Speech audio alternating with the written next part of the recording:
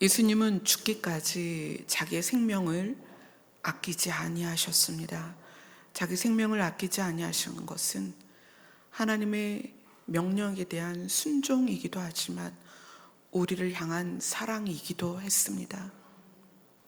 예수님의 그 생명 앞에서 우리가 어찌 하나님이 나를 사랑하시지 않고 주님이 나를 사랑하시지 않았습니까? 라고 우리는 질문할 수 없습니다.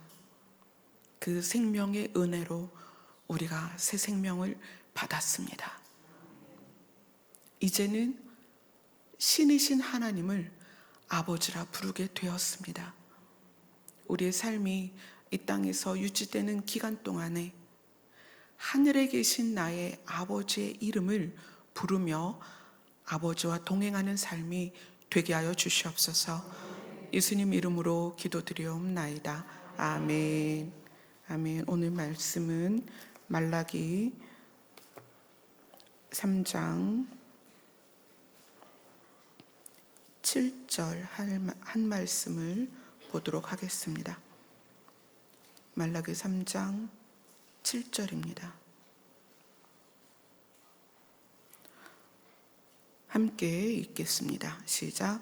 만군의 여호와가 이르노라. 너희 조상의 날로부터 너희가 나의 규례를 떠나 지키지 아니하였도다. 그런즉 내게로 돌아오라. 그리하면 나도 너희에게로 돌아가리라 하였더니 너희가 이르기를 우리가 어떻게 하여야 돌아가리까 하는도다. 아멘. 하나님께서 이제 이스라엘 백성들에게 말라기를 통해서 메시아를 소망하며 하나님과의 관계를 유지하기를 바라시는 하나님 마음 앞에서 말라기를 살아가는 이 세대의 이스라엘 사람들은 메시아에 대한 소망도 끝이 나고 하나님에 대한 기대도 끝이 나고 그러다 보니 관계가 아주 어려워진 상황이에요. 그래서 하나님이 나에게로 돌아와라 이렇게 말씀하세요. 이 나에게로 돌아오라는 말씀은 성경 곳곳에 있습니다. 우리는 지금 여기에 있어서 우리 입장에서는 하나님과 가까운 것 같아요. 그렇죠? 금요일날 밤 9시에 여기서 예배를 드린다는 것은 우리가 하나님과 가까운 것 같아요. 그런데 하나님이 우리에게 돌아오라고 얘기를 하는 거예요. 그렇게 이스라엘 사람들이 우리가 어떻게 하여야 돌아가리까 이 질문의 핵심이 뭐냐면 그래요? 우리가 하나님께 돌아가야 돼요? 우리가 어떻게 할까요? 이 의미가 아니에요. 우리 하나님 잘 믿고 있어요. 도대체 어떤 점에서 우리를 돌아오라고 하는 거예요? 라는 반문이라는 거예요. 우리가 교회를 열심히 다니고 저만 해도 지금 이렇게 여러분 앞에 강단에 서 있지만 저를 비롯해서 우리 모두는 각자의 자리에서 내가 하나님께 돌이켜야 되는 부분들을 늘 생각해야 돼요. 오늘 이 말라기 시대의 성도들에게 이스라엘 백성들에게 말라기를 통해서 말씀하세요. 돌아와라. 돌이켜서 돌아와라.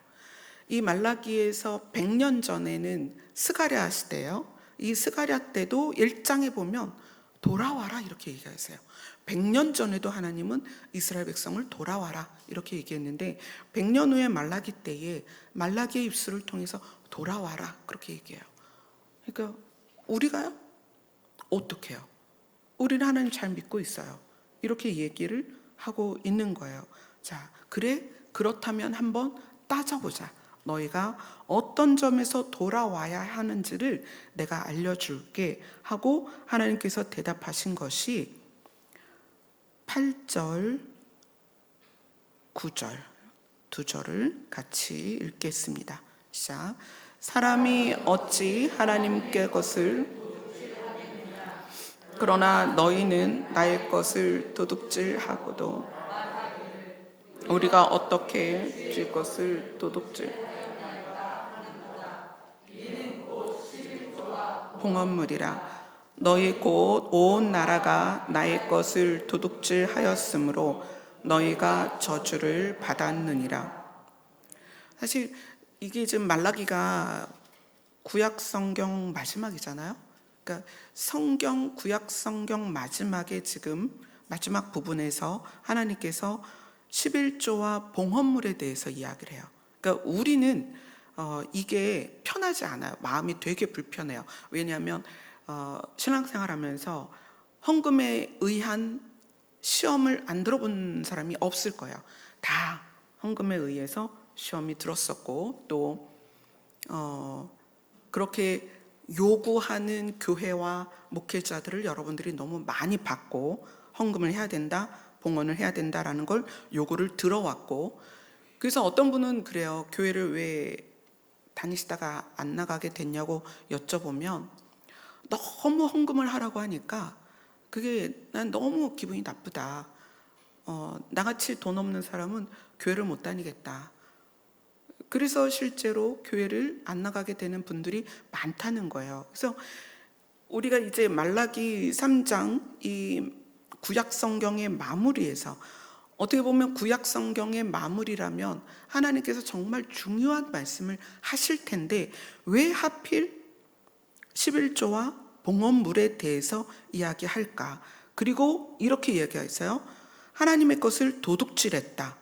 근데 이 도둑질했다는 말이 8절 안에서만 3번이 나오고 9절 안에서 1번이 나와요. 그래서 총 4번이 나오는데 다른 성경은 이걸 도둑질이라고 하지 않고 더 강력하게 얘기했어요. 뭐라고 얘기했냐면 강도짓을 했다. 강도질을 했다. 너희가 어찌 하나님의 것을 강도질 하겠느냐 이렇게 표현을 해요. 자, 그러면 11조와 봉헌물에 대하여 사실 이스라엘 백성은 유대인들이 율법을 지키는 거에 대해서는 완벽하게 지키고자 노력했던 사람들이에요. 그래서 이 사람들에게 너희가 하나님의 것을 강도질했다 그러면 무슨 말씀이에요? 우리가 얼마나 잘 드렸는데요. 절기마다 때마다 양으로 염소로 때로는 비둘기로 가루로 우리가 얼마나 열심히 드렸는데요. 이렇게 반문할 수밖에 없는 때이고 또 우리가 이 말씀을 대한다면 여러분들이 또 열심히 헌금을 하시잖아요. 근데 하나님이 나의 봉헌물과 11조를 강도질을 했다 이렇게 표현을 한다는 거에는 이유가 있겠죠. 자, 이유를 한번 보도록 하겠습니다. 3장 10절 한 절을 같이 읽습니다. 시작. 만군의 여호와가 이르노라 너희의 온전한 11조를 창고에 들여 나의 집에 그것으로 나를 시험하여 내가 하늘 문을 열고 너희에게 복을 쌓을 것이 없도록 붙지 아니하나 보라. 자, 요 말씀 때문에 교회가 성도들에게 11조를 해야 된다. 그런데 온전한 11조를 해야 된다. 그러니까 뭐 세금 떼기 전, 세금 뗀 후 뭐 이런 것까지 10원짜리까지 다 계산해서 철저하게 드리면 하나님이 너희에게 복을 쌓을 것이 없도록 부으신다. 이렇게 가르쳐서 11조를 안 하는 것이 도둑질이고 11조를 뭐 예를 들어서 수입이 100만 원이면 10만 원을 해야 되는데 그중에 세금을 떼고 뭐 하니까 한 9만 원쯤 돼요. 그러면은 그거를 목사님들이 그건 온전한 게 아니다. 너네 복을 못 받는다. 이렇게 이야기를 이제까지 해왔어요. 그러다 보니 이 11조나 봉헌을 하는 것에 대해서 봉헌물을 하나님께 드리는 것에 대해서 부담이 너무 많았고 이게 싫어서 교회를 안 다니는 분들이 굉장히 많았습니다. 그러면 정말 이 성경에서 말하는 온전한 11조가 뭐냐는 거예요. 그래서 이런 질문도 받았습니다. 매출의 11조예요? 순수익의 11조예요? 이런 얘기도 들었어요. 목사님, 매출의 11조는 너무 크고 순수익의 11조는 양심에 걸린다는 거야. 왜 그래요? 온전한 11조가 뭐냐라는 질문 앞에 온전한 11조가 뭐냐는 질문 앞에 드리는 방식과 계산하는 방식이 온전하냐 온전치 않냐로 갈린다고 생각하는 거예요. 그래서 만약에 순수익의 11조를 했는데 혹시 매출의 11조였으면 하나님이 안 받으시고 제가 복을 못 받는 거 아니에요? 또 세금 전과 후가 다른데, 그쵸? 월급을 받으면 세금 공제와 전이 다르잖아요. 세금 공제하기 전 11조를 떼자니 세금 떼고 나면 남는 게 너무 적고, 그죠? 세금을 뗀 것을 정리해서 내자니 혹시 하나님이 말한 온전한 11조가 새 전이면 어떡하지? 이런 생각을 하는 거예요. 그러니까 또 마음이 걸리는 거예요. 도대체 뭘 해야 온전한 11조죠? 하나님께 하늘의 문이 열려서 하나님이 복을 쌓을 곳이 없도록 붙지 아니하나 보라라는 말씀을 보았기 때문에 이게 계속 걸리는 거예요. 그래서 우리가 이번에 온전한 11조와 봉헌물에 대한 개념을 여러분이 반드시 가지셔야 됩니다. 아멘. 자, 창세기 14장으로 갑니다.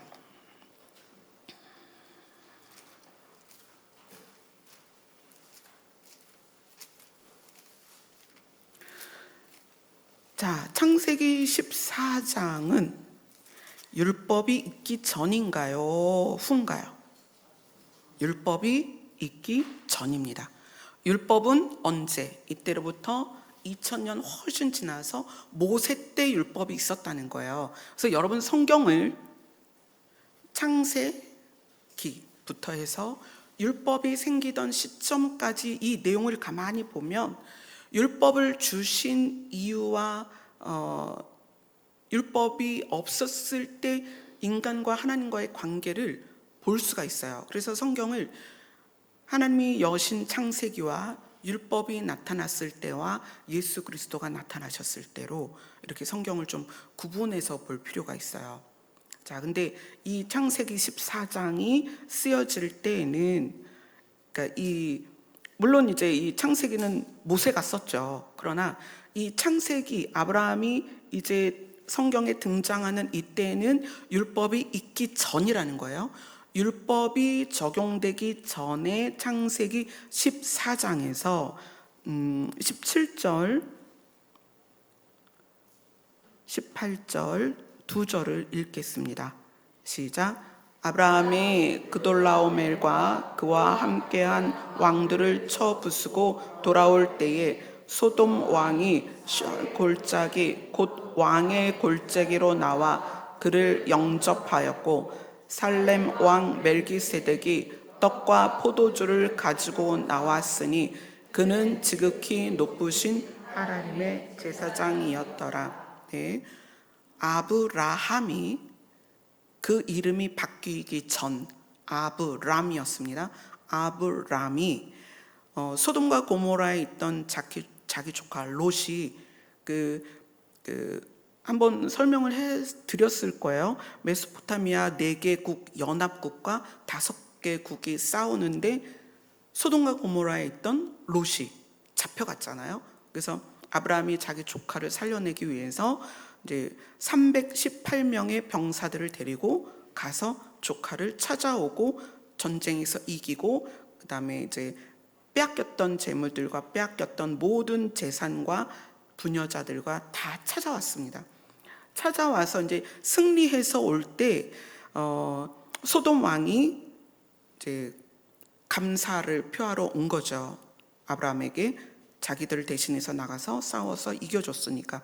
그 다음에 이제 등장하는 게 살렘 왕 멜기세덱이 떡과 포도주를 가지고 나왔으니 그에 대하여 이렇게 얘기합니다. 그는 지극히 높으신 하나님의 제사장이었더라. 자, 기억하세요. 이때는 율법이 시작되기 전이에요. 한참 전이에요. 한참 전이었는데 제사장이 있었다는 거예요. 그럼 무슨 얘기였을까요?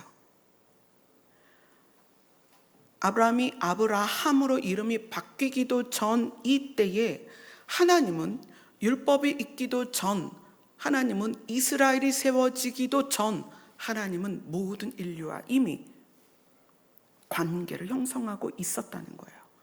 율법이 있기 전에. 그리고 어떻게 하셨어요? 하나님이 택하셔서, 혈통적 제사장이 아니고 하나님이 택하셔서 제사장을 삼아서 그들이 어떻게 했어요? 지극히 높으신 하나님께 제사를 드렸다. 율법이 있기 전에. 자, 그런 제사장을 아브라함이 만났습니다. 자, 19절 20절을 같이 읽습니다. 시작. 그가 아브라함에게 축복하여 이르되 천지의 주제이시오 지극히 높으신 하나님이여 아브라함에게 복을 주옵소서. 너희 대적을 내 손에 붙이신 지극히 높으신 하나님을 찬송할지어다 하매 아브라함이 그 얻은 것에서 10분의 1을 멜기세덱에게 주었더라. 11조는 율법에 의하여 나온 게 아닙니다. 11조의 기원, 그 기원은 뭐냐면 율법이 있기도 전에 하나님이 택하여 지극히 높으신 하나님을 섬기도록 지정받은 제사장이 있었다는 것이고, 율법이 있기 전에 이스라엘이 구체적으로 세워지기도 전에, 그죠? 이스라엘이 구체적으로 세워지기도 전에 하나님은 한 사람을 명하여 지극히 높으신 하나님을 향하여 제사를 드리는 제도를 만드셔서 그렇게 하게 하셨고, 아브라함은 하나님과의 관계가 뭐였냐면 믿음으로 관계되어진 거라는 거예요. 이미 율법이 생기기 전에 하나님을 향한 믿음으로 말미암는 감사의 예물이 11조였다. 이 11조라는 개념은 여러분이 소득의 11조를 소득의 10분의 1을 띄는데, 이 띄는 것의 마음이 뭐냐면 지극히 높으신 하나님에 대한 감사여야 된다는 거예요. 여러분, 이 마음 없으면 하지 마세요. 괜찮습니다. 차라리 지극히 높으신 하나님이 인정되고 감사될 때 눈물로 11조를 하세요. 나를 살리시고 나를 이끄시고 인도하신 하나님이 감사하며 11조 하세요. 여러분, 11조가 어떤 형식으로 말미암는 복을 받는 통로가 아니라는 거예요. 교회가 그 의미를 상실하고 우리가 읽은 말라기 말씀 때문에 여러분 온전한 11조, 여러분 수입의 100%에서 10분의 1을 꼭 드려야 된다. 그래야 복 받는다. 그래서 복 받으려고 11조예요. 여러분, 그거 아니에요. 11조에 하나님을 향한 지극히 높으신 하나님에 대한 인식이 없으면 그거는 11조로서의 받아들여지지 않는다는 거예요. 지극히 높으신 하나님에 대한 감사가 아니면 그 11조 받아들여지지 않습니다. 그걸 기억하세요.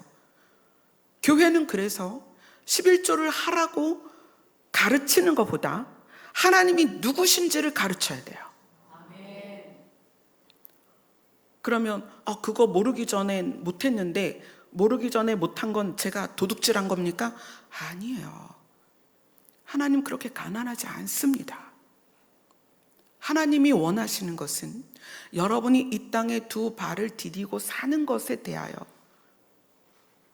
그것이 소득이 10만 원이든 5만 원이든 상관없이 그냥 이 땅에 살아있는 것과 이 땅을 살 수 있도록 도우시는 것과 내가 신을 알게 된 것과, 그 신이 누구냐면 지극히 높으신 하나님이라는 것을 알아서 감사하는 마음으로 드려야 그것이 11조라는 거예요. 보세요. 율법이 없었을 때요, 하나님이 규칙을 만들기 전이에요. 규칙을 만들기 전에 이미 지극히 높으신 하나님을 발견하고 그분에게 제사를 드렸던 멜기세덱이라는 제사장이 있었고, 아브라함은 하나님이 명령한 것도 아니에요. 하나님이 가르친 것도 아니에요. 그런데 그가 자기 롯을 그 전쟁을 통해서 빼앗아 오고 승리하게 하신 하나님께 감사해서 그 탈취물의 11조를 드렸다는 거예요. 저는 여러분들이 하나님께 드리는 봉헌물, 이 봉헌물이 물론 교회가 운영되고 여러 가지 사업을 하고 사역을 감당하는 데 있어서 중요한 수입원이 맞습니다. 그러나 제가 여러분들에게 건축한다고 건축헌금 하라고 하지도 않고 뭐 때문에 이렇게 명분을 만들어서 헌금하라고 하지 않는 것은 그것 때문에 헌금하는 것이 아니라 여러분의 봉헌물은 온전히 지극히 높으신 하나님에 대한 감사가 있을 때 하라는 거예요. 단돈 10원이든 100원을 드려도 정말 하나님께 그 지극히 높으신 하나님이 나의 아버지가 되었다는 그 감격 때문에 드릴 수 있어야 된다는 거예요. 그리고 그분이 우리를 그분의 나라로 데려가기 위해서 우리의 길을 인도하심에 대한 그 감사, 그 뜨거운 감사가 그 헌금 안에 들어 있어야 된다는 거예요. 그래서 이 멜기세덱이 제사장이 됐다는 것이 율법이 생겨서 혈통적인 제사장은 아론의 지파로 그 제사장이 쭉 나오잖아요.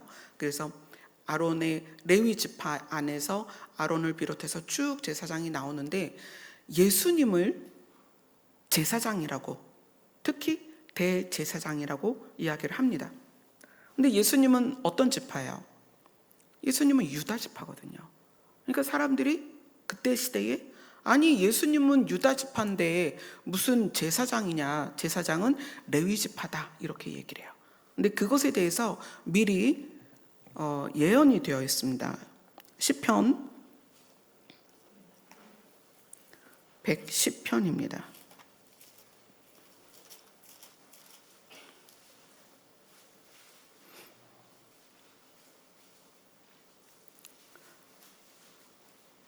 (110편) 1절입니다. 이게 지금 다윗의 시입니다. 110편 1절 같이 읽습니다. 여호와께서 내 주에게 말씀하시기를 내가 내 원수들로 내 발판이 되게 하기까지 너는 내 오른쪽에 앉아 있으라 하셨도다. 여호와께서 내 주에게, 이 내 주는 누굴까요? 여호와께서 내 주에게, 다른 사람이에요. 그죠? 다른 분이에요. 여호와가 따로 있고 내 주가 따로 있다는 거예요. 이게 좀 누가 지은 시라고요?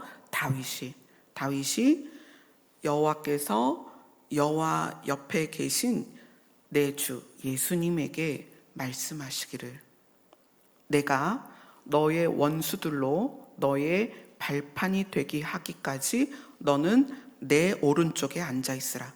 예수님에게 지금 말씀하시는 거예요. 하나님이 이걸 좀 누가 보고 있는 거예요? 다윗이 보고 있는 거예요. 다윗이.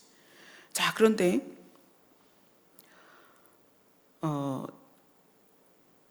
4절을 보면 4절을 우리가 같이 읽겠습니다. 시작. 여호와는 맹세하고 변하지 아니하시리라. 이르시기를 너는 멜기세덱의 서열을 따라 영원한 제사장이라 하셨도다. 아멘. 모든 다른 제사장들은 율법에 의하여 어디서 나오는 거예요? 레위 지파에서 나오죠. 모든 아론을 시작해서 다 레위 지파에서 나오는 거예요. 그런데 예수님에 대하여는 이미 다윗이 예수님이 오시기 전에 환상을 통해서 보는 거예요. 하나님께서 하나님 옆에 계신 아들 예수님에게 말하는 장면을 지금 다윗이 제3자 입장에서 보는 거예요. 여호와께서 내 주에게 말씀하시기를 예수님에게, 그러니까 다윗의 주 예수님에게 말씀하시기를 네가 내 너의 원수들로 너의 발판, 네 발 밑에 있게 되기까지 너는 내 오른쪽에 앉아 있으라. 이르시기를 너는 멜기세덱의 서열을 따라. 그러니까 혈통적인 제사장이 아니고 멜기세덱의 서열을 따라 영원한 제사장이라. 이렇게 말씀하셨어요. 그 예수님이 제사장으로서, 특히 대제사장으로서 우리와 하나님을 화목케 하는 역할을 감당할 자격이 있다는 것을 다윗이 이미 그때에 보았다는 거예요. 예수님 오시기 전에. 그래서 히브리서에서는 그것에 대해서 정말 자세하게 설명을 하셨어요. 그래서 예수님이 멜기세덱의 반차를 따라 대제사장이 되셨다.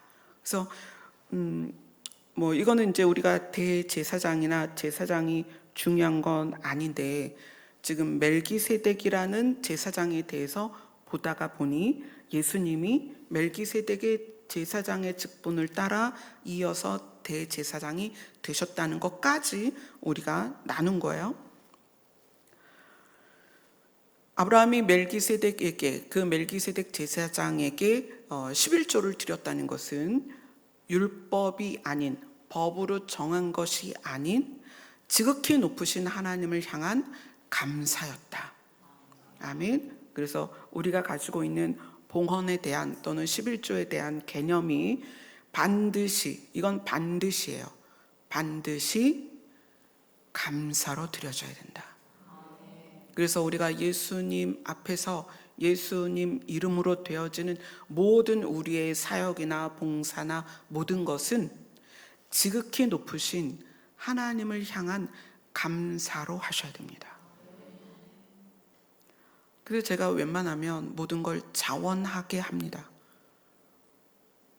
제가 10년 이제 횟수로 10년 차입니다.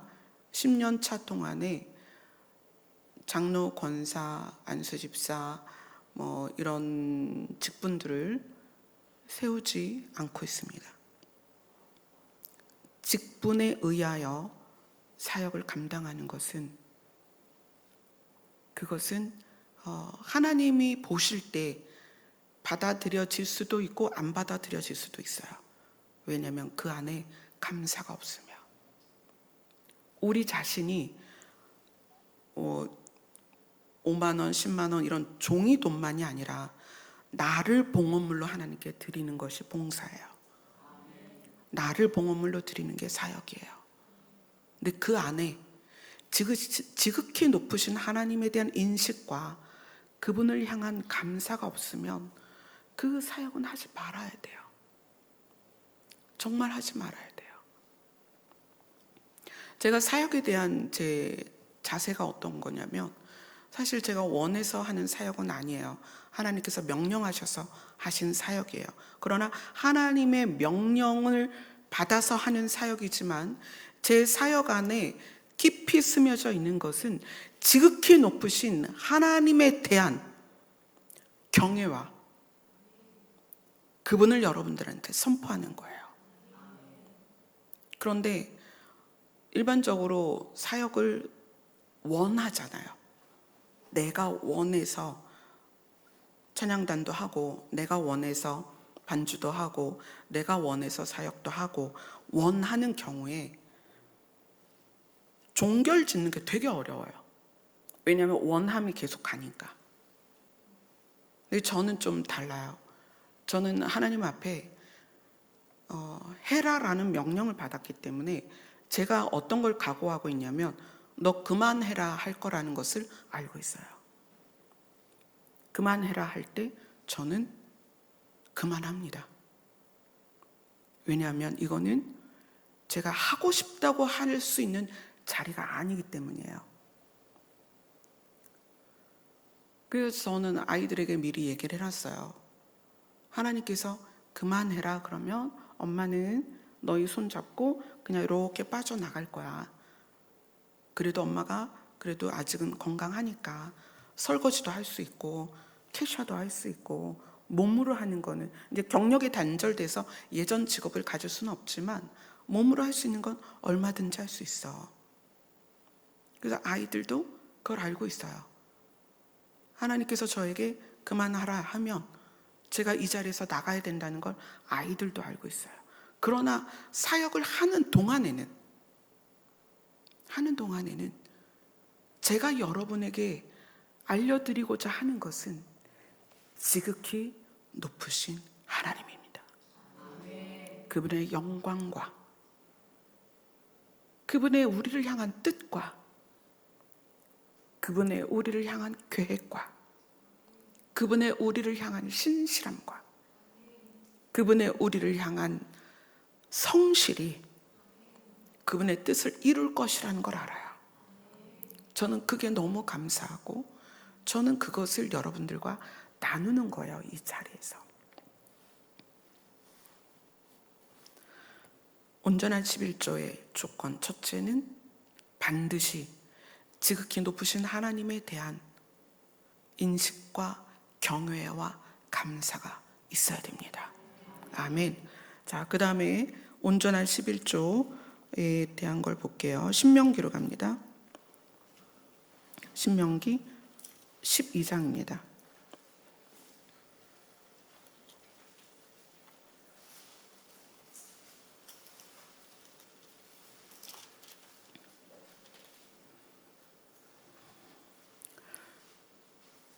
신명기 12장 6절로 7절입니다.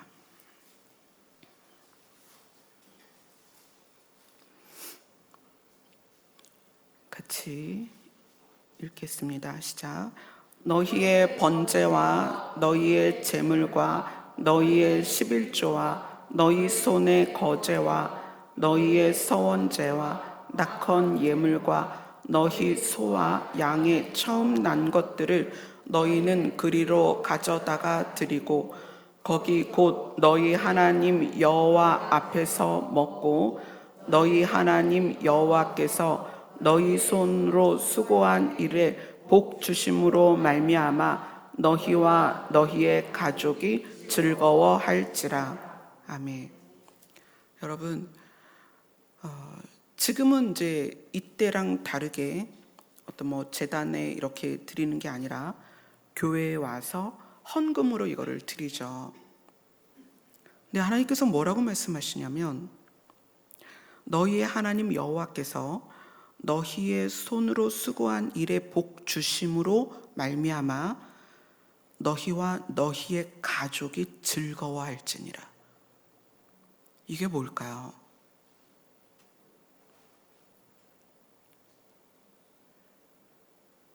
교회는 헌금을 받는 거에 집중되어 있는데 사실은 헌금을 받는 거에 집중되어서는 안 됩니다. 헌금을 하는 우리 각 성도들, 11조를 하는 각 성도들이 그 가족이 함께 여호와로 말미암아 즐거워하는지를 봐야 된다는 거예요. 아멘? 무슨 얘기예요? 밤새 부부가 싸워놓고 밤새 부모 자식이 싸워놓고 이놈 저놈 해놓고 뒤지게 싸워놓고 11조 몇 천만 원 드리면 하나님 기뻐하시냐고요? 아닙니다, 여러분. 부부가 이놈 저놈 해놓고 싸워놓고 아버지가 자녀에게 어머니가 자녀에게 이 새끼 저 새끼 해놓고 자 오늘은 주일이니까 내가 수입의 11조를 하나님께 드린다. 그리고 교회를 오면 그래 너 이번에 1,000만 원이나 하니? 야 너 장하다. 하나님이 그러시냐고요. 너희와 너희의 가족이 즐거워하라. 어디에서? 제단 앞에서. 여러분 가족과 가족이 여러분의 관계 안에서 즐거워할 수 있어야 됩니다. 어디 앞에서? 주 앞에서. 이거 걸리면 차라리 11조 하지 마시고요. 가족 안에서 즐거워할 수 있도록 노력하셔야 됩니다. 용서하고 용납하고 이해하고 포용하고 번째 조건입니다, 여러분. 11조에 봉헌물의 첫 번째 조건이라는 거예요. 너희는 제단 앞에서 너희와 가족들이 즐거워해라. 이거 됩니까, 여러분? 여러분 심각하게 생각하셔야 됩니다. 하나님이 돈이 없어서 얘들아 헌금 좀 많이 해라, 그래서 여러분 앵벌이 시켜갖고 직장 가서 열심히 일해갖고 헌금 많이 하면 아 잘했다, 하나님 그런 분 아니세요.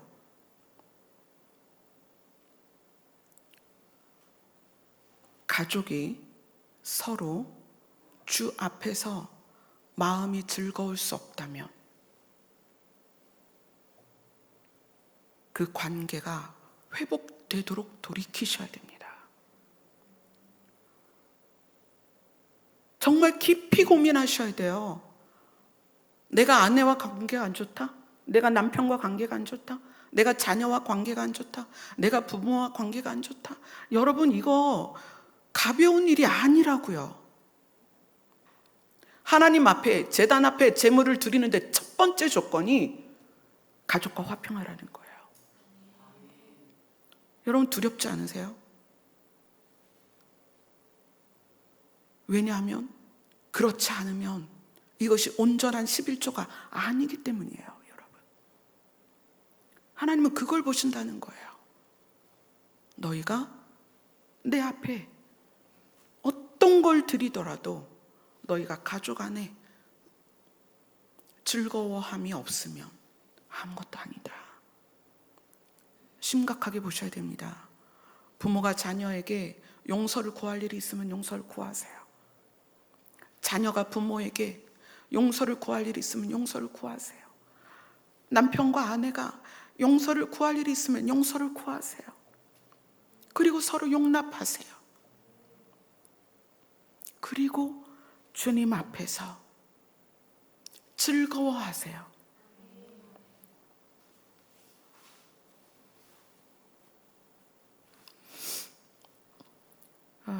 신명기 12장 11절 12절을 같이 읽겠습니다.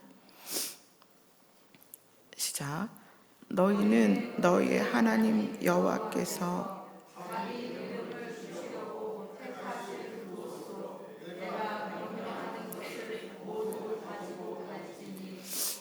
너희의 번제와 너희의 희생과 너희의 11조와 너희 손의 거제와 너희가 아버지께 서원하는 모든 아름다운 선물을 가져가고 너희와 너희의 자녀와 노비와 함께 너희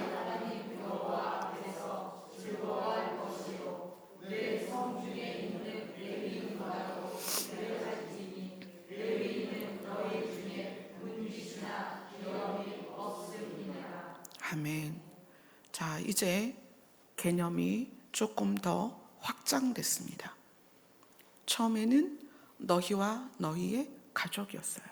근데 그 다음에 확장된 관계가 노비입니다. 자, 노비. 무슨 얘기예요? 법적으로 내가 함부로 해도 되는 관계라는 거예요. 법적으로 내가 업신여고도 되는 관계예요. 법적으로 내가 그를 죽여도 살인죄에 속하지 않는 관계라는 거예요. 그런데 그럼에도 불구하고 어떻게 해라? 여호와 앞에서 즐거워해라. 저는 여러분들이 사람들을 대하는 데 있어서 등급을 매기는 걸 가끔 봅니다. 이런 부류, 이런 부류, 이런 부류. 그래서 그때 나오는 심리가 뭐냐면 감히 네가? 니까짓 게? 이런 마음을 가져요. 또 레위인과도 그렇게 해라. 그런데 이 레위인은 제사장을 도와서, 이제 제사장도 레위인 중에 나오지만 레위인 전체가 제사장이 되는 건 아니잖아요. 그 중에는 여자도 있고, 그 중에는 이제 나이 든 분도 있고, 그 중에는 어린 사람도 있고, 그래서 이 레위인은 직분이 맡겨진 레위인도 있지만 직분이 없는 레위인도 있어요. 그런데 이 봉헌물과 번제물, 예물, 11조가 그들을 위해서 쓰인단 말이에요. 레위인들에게. 그러니까 일반 그 다른 지파 사람들이 레위 지파의 그 제사장으로부터 그 나누어 준 그 식량을 가지고 사는 그들을 보면서 뭐라고 생각하냐면 너 내 덕에 먹고 사는 거야. 이렇게 본다는 거예요.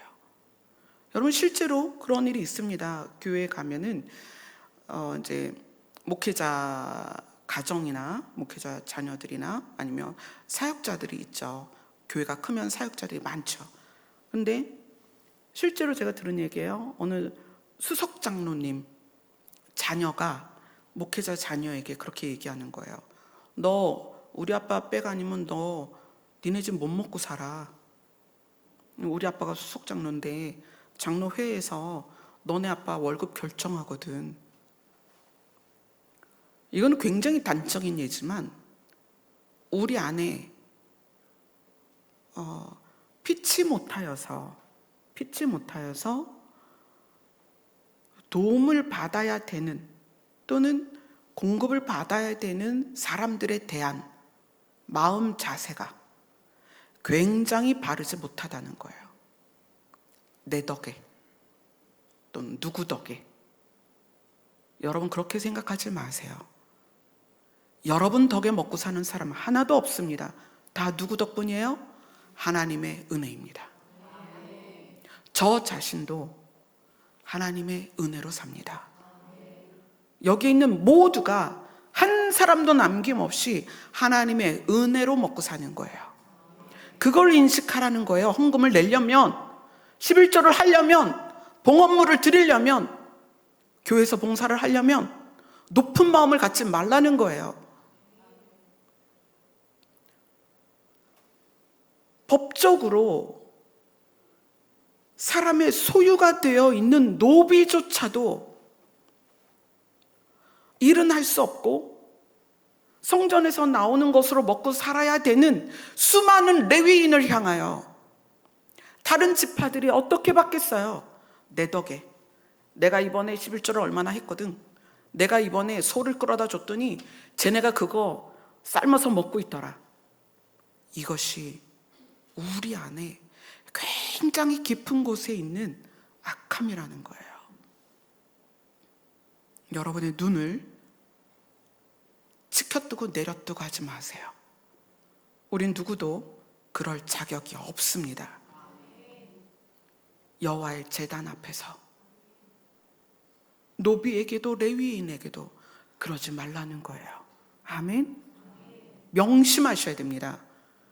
그렇지 않으면 여러분 스스로 높은 마음을 가지면 여러분의 감사로 드리는 모든 것이 하나님 앞에 받아들여지지 않습니다. 하나님 뭐라고 말씀하셨어요?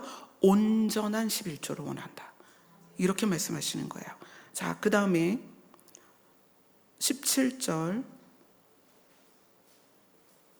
18절, 19절,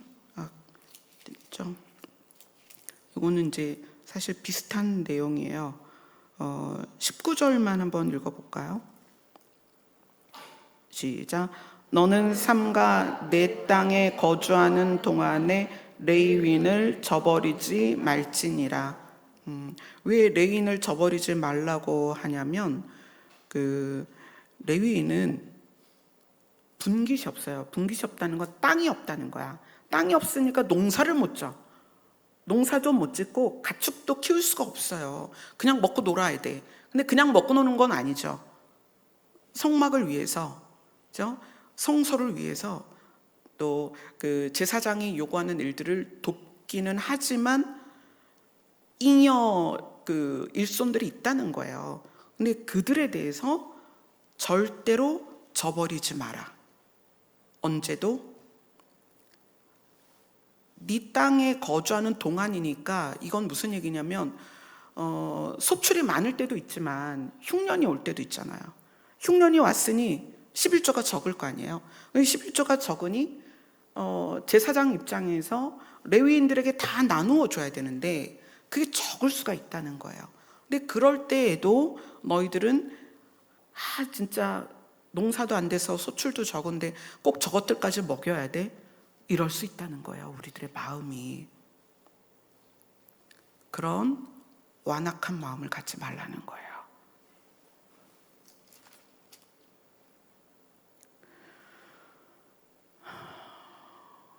자, 그 다음에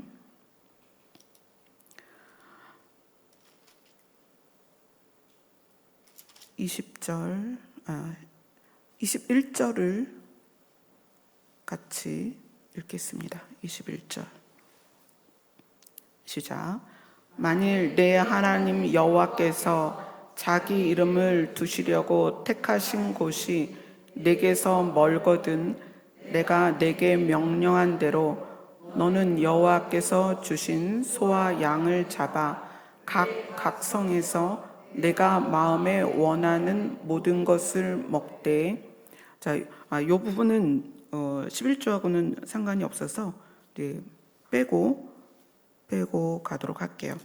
14장으로 갑니다. 신명기 14장 28절 29절.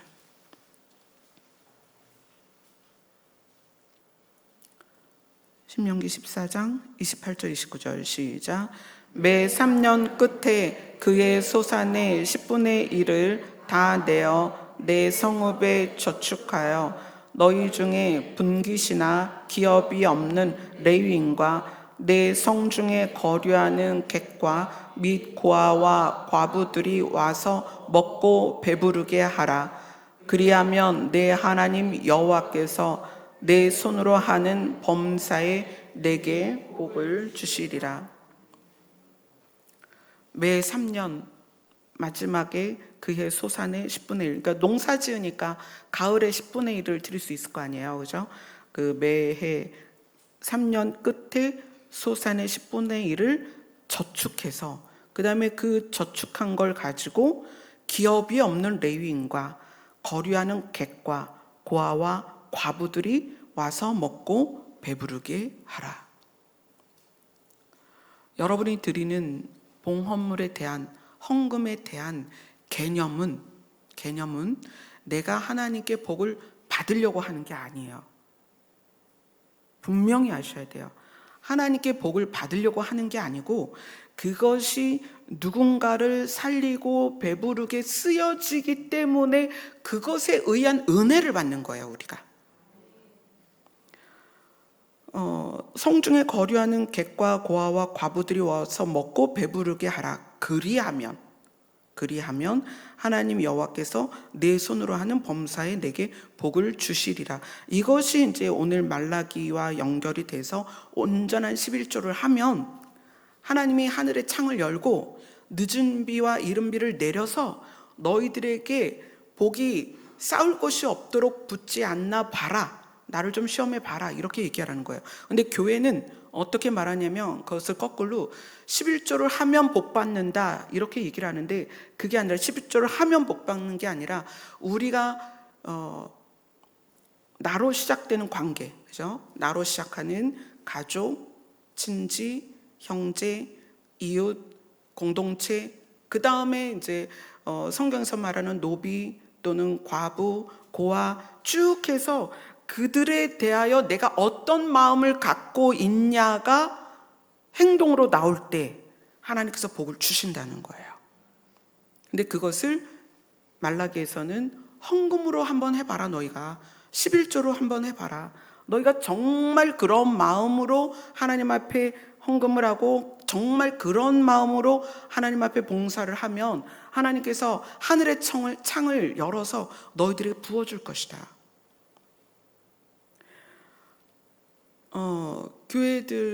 교회에서 이제 가르치는 것 중에 하나가 그런 게 있어요. 상급에 대한 게 있죠. 그래서 천국에 상급이 얼마나 있느냐. 그렇죠? 우리가 천국에 들어가는 건 은혜이지만 그 천국에서 상급이 있다라는 말을 많이 듣습니다. 그래서 상급을 쌓아라. 그러다 보니 봉사를 하고 뭔가를 하면 상급을 쌓는다고 생각해요. 그런데 이 상급은 내가 한 일의 결과가 아니고 내가 어떤 마음을 갖고 사느냐에 대한 결과예요. 아멘. 만약에 상급이 행동의 결과라면 교회에서 봉사를 많이 한 사람은 상급을 많이 받겠죠. 그렇지 않습니다. 그 행동 안에 무엇이 원동력이냐가 문제예요. 상급을 받기 위해 행동을 많이 했느냐, 실제로 영혼들을 사랑하고 그 다음에 지극히 높으신 하나님을 경외하고 그분께 감사해서 내 행동이 나왔느냐, 이게 다르다는 거예요. 11조도 마찬가지입니다. 상급을 위해서 11조를 하느냐, 내가 바라보는 그 수많은 일들에 대하여 하나님 감사해서 드리는 거냐, 또 교회를 통하여 많은 사람들의 도움을 받기를 위한 마음으로 드리는 거냐, 그것에 의한 상급이지 11조 자체를 1,000만 원 갖고 2,000만 원 해서 받는 그런 상급이 아니라는 거예요. 그래서 예수님이 그 11조에 대해서 한번 거론을 하신 적이 있어요. 자, 누가복음으로 갑니다.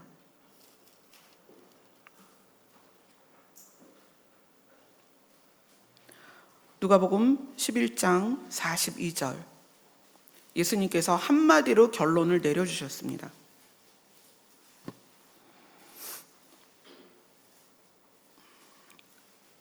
누가복음 11장 42절.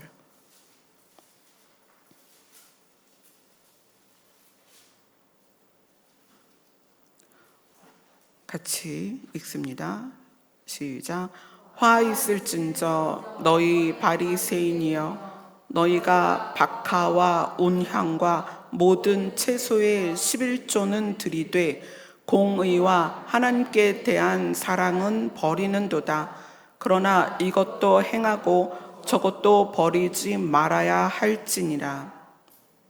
행동의 11조로 복을 받으려는 거예요. 완전한 11조. 그래서 그러니까 그 채소의 11조까지 했다는 거야. 얼마나 완전하고 싶으면 완전한 11조를 해서 하나님께서 말라기에서 말씀하신 것처럼 하늘의 창을 열어서 너희들에게 이른 비와 늦은 비를 통하여서 복을 쌓을 것이 없도록 붙지 않나 봐라라는 것을 그대로 받고 싶어서 채소의 11조까지 완벽하게 드렸다는 거예요. 근데 예수님이 뭘 말씀하세요? 공의와 하나님께 대한 사랑이 없다는 거예요.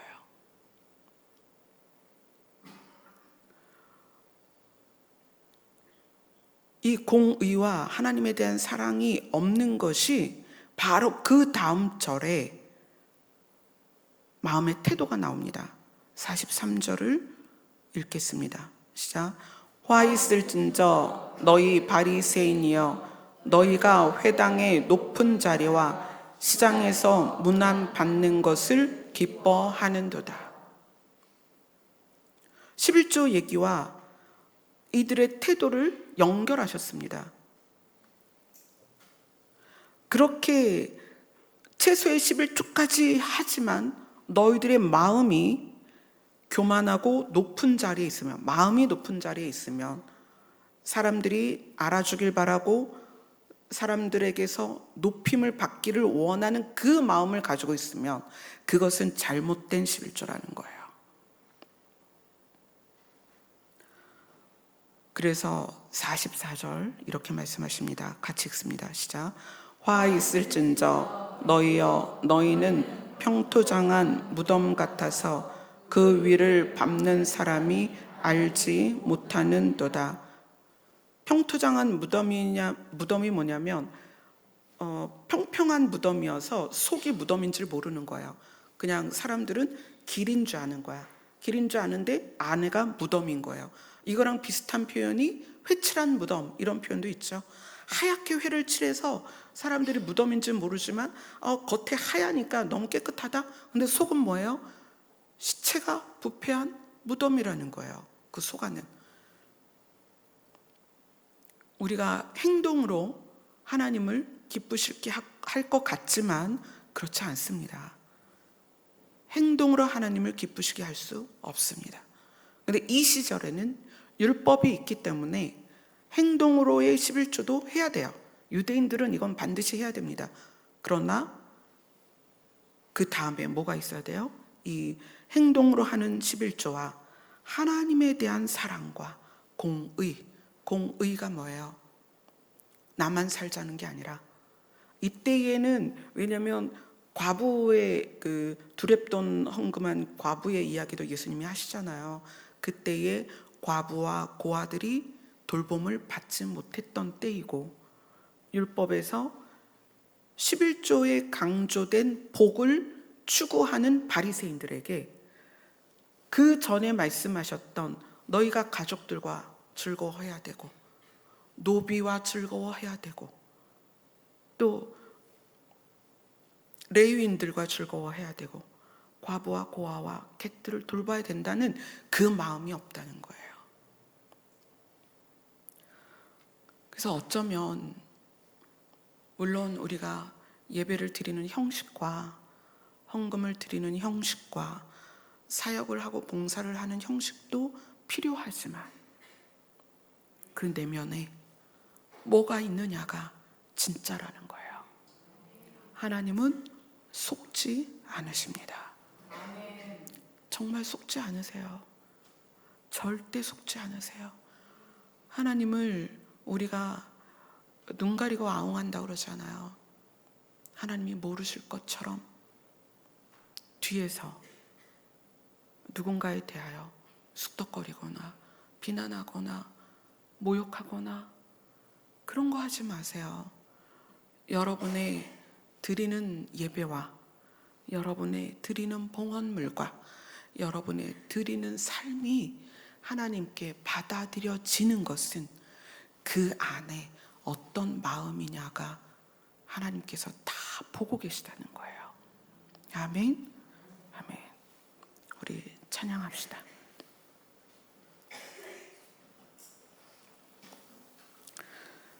우리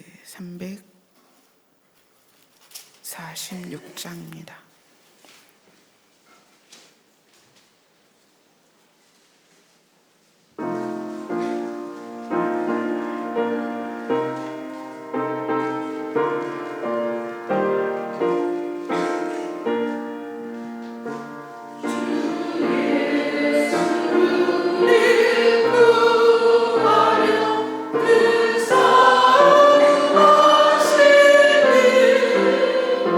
주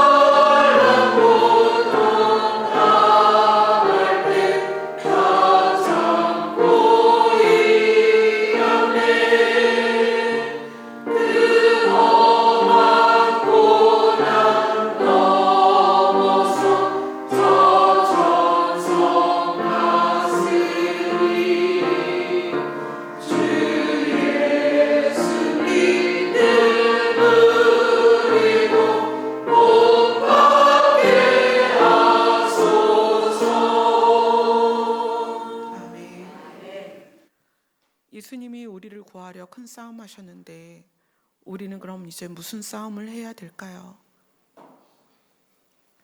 우리 안에 그리스도를 닮지 않은 모습에 대한 것과 싸웠으면 좋겠습니다. 예수님이 오늘 말씀이 그거잖아요. 돌아와라. 우리가 어떻게 돌이켜야 될까요? 어떻게? 예수님을 닮아가야 됩니다. 그게 우리의 싸움이에요. 나 자신과 싸우는 거예요. 도저히 용서할 수 없고, 도저히 꼴도 보기 싫고, 도저히 마주치고 싶지 않은 그 마음을 갖고 있다는 거예요. 여러분, 상대가 있는 게 중요한 게 아니에요. 내가 그런 마음을 갖고 있다는 거예요. 꼴도 보기 싫고, 마주치기도 싫고, 얘기도 하고 싶지 않고, 그래서 눈 내리깔고 외면하는 그 마음이 우리 안에 있다는 거예요. 여러분, 우리는 죄인인데 예수님이 우리를 위해서 피를 흘리셨어요. 그래서 성경은 그렇게 말하죠. 너희가 죄인 되었을 때에 그분이 먼저 사랑하세요.